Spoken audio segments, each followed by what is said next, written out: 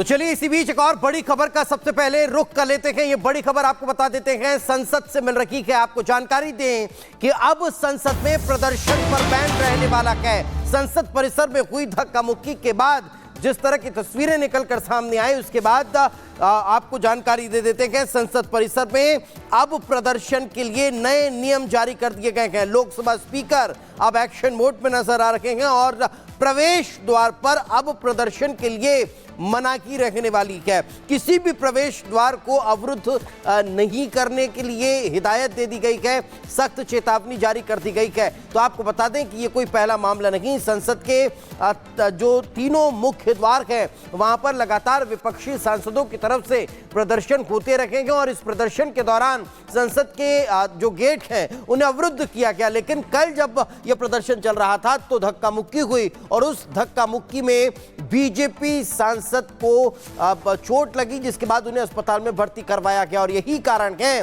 कि अब स्पीकर ओम बिरला ने नए निर्देश जारी कर दिए हैं कि संसद परिसर में किसी भी तरह से प्रदर्शन नहीं किया जा सकता है। तो बिल्कुल संसद में प्रदर्शन और कल धक्का मुक्की के बीच एक और अहम खबर आपको बता दें। दरअसल राहुल गांधी के खिलाफ एफआईआर दर्ज की गई हो और अब कांग्रेस देश भर में इस एफआईआर के खिलाफ आज प्रदर्शन करती हुई नजर आने वाली है। यानी कि हर एक जिला मुख्यालय जहां पर आज कांग्रेस के कार्यकर्ता नेता प्रदर्शन करते हुए नजर आएंगे, क्योंकि कल धक्का मुक्की के बीच 2 सांसद घायल हुए, जिसके बाद राहुल गांधी के खिलाफ अब एफआईआर दिल्ली पुलिस के द्वारा दर्ज की गई है। राहुल गांधी की गिरफ्तारी को लेकर उन पर तलवार लटक रही है। इसी बीच अब गृहमंत्री अमित शाह के बयान का विरोध और साथ ही राहुल गांधी के खिलाफ जो एफआईआर दर्ज की गई है उस एफआईआर को लेकर आज देश भर में कांग्रेस के कार्यकर्ता प्रदर्शन करते हुए नजर आएंगे।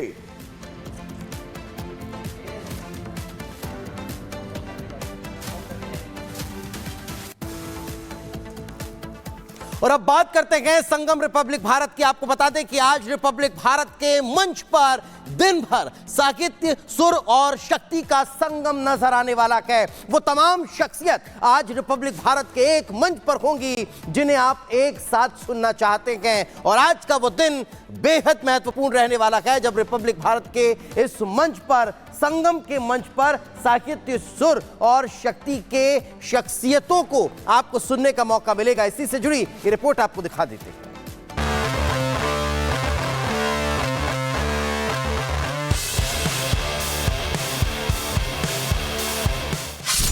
रिपब्लिक का मंच, संगीत, शक्ति और साहित्य का संगम।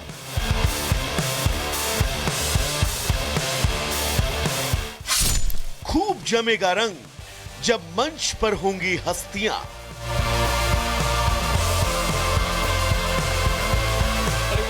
रिपब्लिक भारत के मंच पर आज पूरा दिन साहित्य, सुर और शक्ति का संगम लगने वाला है। दर्शकों अपनी कुर्सी की पेटी कस लीजिए, रिमोट को साइड में रख दीजिए और नजरें गड़ाए रखिए टीवी स्क्रीन पर, क्योंकि रिपब्लिक भारत पर आज दिन भर आपको देश भर की वो शख्सियत सुनने को मिलने वाली हैं जिनको एक मंच पर सुनने की चाहत आप और हम हमेशा से ही करते रहे हैं।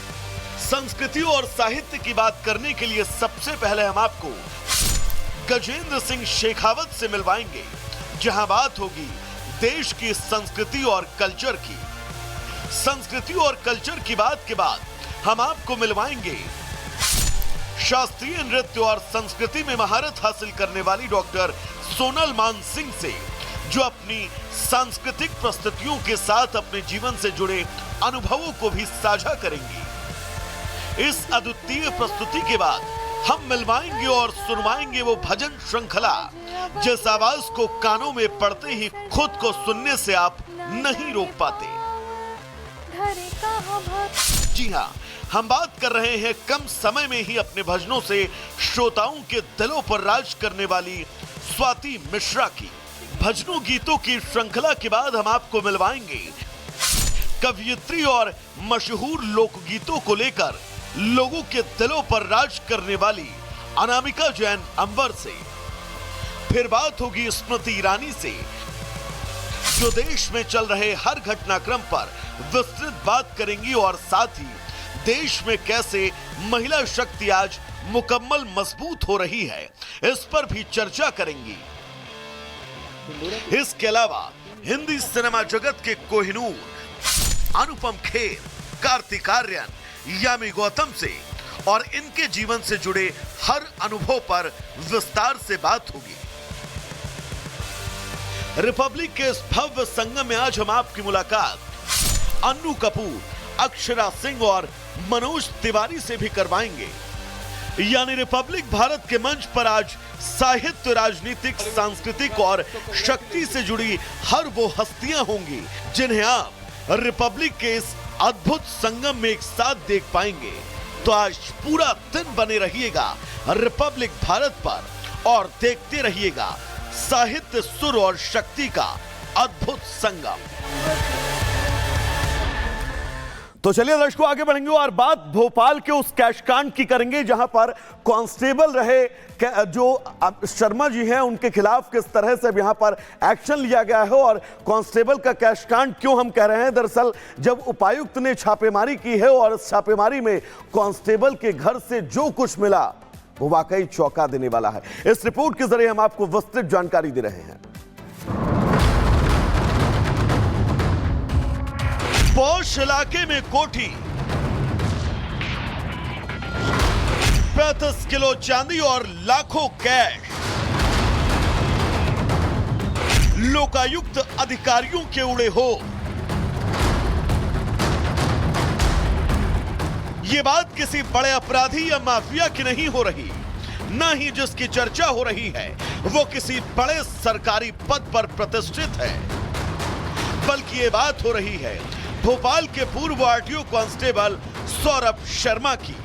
अपनी छोटी सी नौकरी में सौरभ ने वो कारनामा कर दिखाया जिसे देखकर हर कोई हतप्रभ है। रेड में पहुंचे ईडी अधिकारियों के होश तब उड़ गए जब सौरभ शर्मा की काली कमाई के तहखाने खुलने शुरू हुए। भोपाल की बेहद पौष इलाके में एक अरेरा कॉलोनी वाले सौरभ के घर में ईडी की टीम पहुंची। बाहर से देखकर कोई ये नहीं कह सकता था कि ये घर किसी कांस्टेबल का होगा, लेकिन जांच टीम को जो अंदर मिला वो और भी ज्यादा चौंकाने वाला था। लोकायुक्त की टीम ने जैसे जैसे घर की तलाशी ली उसके होश फाख्ता हो गए, जिसकी वजह सौरभ के घर में बरामद कैश और ज्वेलरी थी।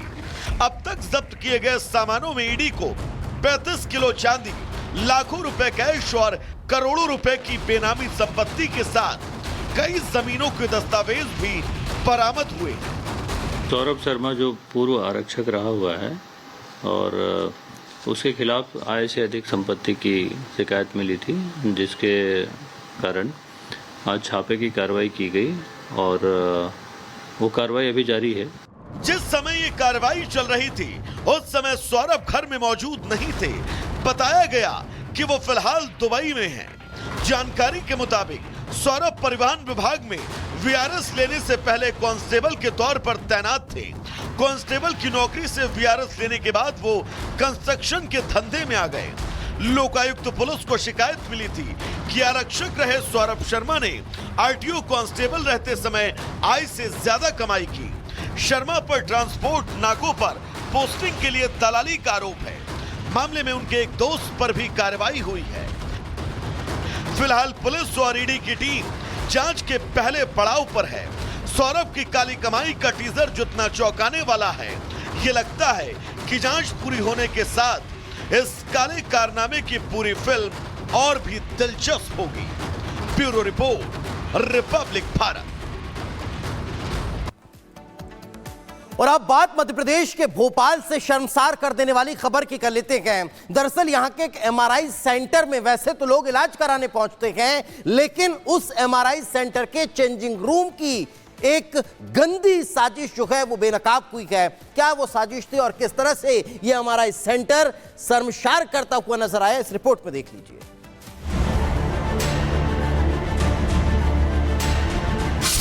एमआरआई सेंटर में गंदी बात। चेंजिंग रूम में हिडन कैमरा। आखिर किसका पैतरा? मध्य प्रदेश की राजधानी भोपाल की ये मालवीय नगर इलाका है और उस इलाके में बना ये एमआरआई सेंटर गुरुवार को अचानक विवाद का केंद्र बन गया। विवाद शुरू हुआ इस चेंजिंग रूम से।